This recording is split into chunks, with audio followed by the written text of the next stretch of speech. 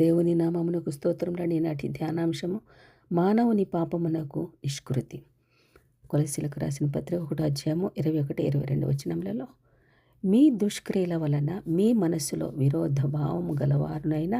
మిమ్మును తన సన్నిధిని నిర్దోషులుగా నిలబెట్టుటకు క్రీస్తు మరణము వలన సమాధానమిచ్చెను. పాపస్వభావం కలిగిన మానవుడు పరలోకము చేరలేడని భక్తులు తీర్మానం చేసిన వేళ ఆశలు వదులుకున్నాడు.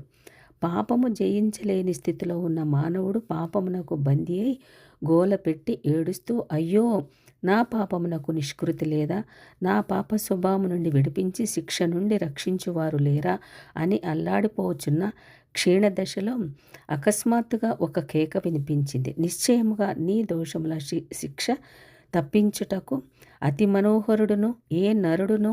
ఎన్నడూ ఎవరూ చూడలేనంత అనిర్వచనీయమైన అతికాంక్షణీయుడైన పాపపు కాటకి బలి అయి మరణమనే నరకమునకు మానవుడు వెళ్ళిపోచుండగా మన కొరకు సొగసైనను సురూపమైనను లేనివాడుగా మారి వ్యసనాక్రాంతుడిగా వ్యాధిని అనుభవించువాడుగా చూడ నొల్లని వానిగా యెషయా గ్రంథము 53వ అధ్యాయం 3వ వచనం ప్రకారంగా మారిపోయి ముండ్ల కిరీటపు పోట్లకు తల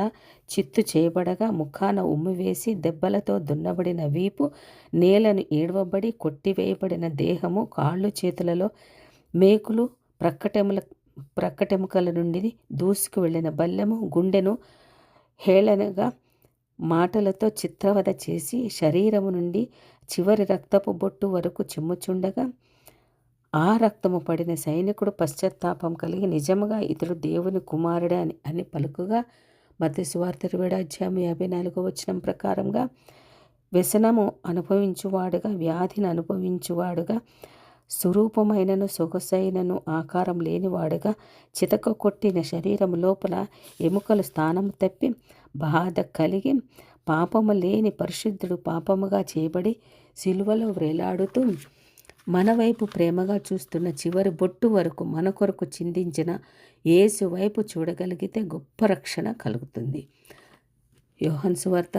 19వ అధ్యాయము 28-30 వచనములలో, యెషయా గ్రంథము 53:6 వచనములో, 53వ అధ్యాయము 6వ వచనంలో ఎంత ప్రాయశ్చిత్తం చేయాలో,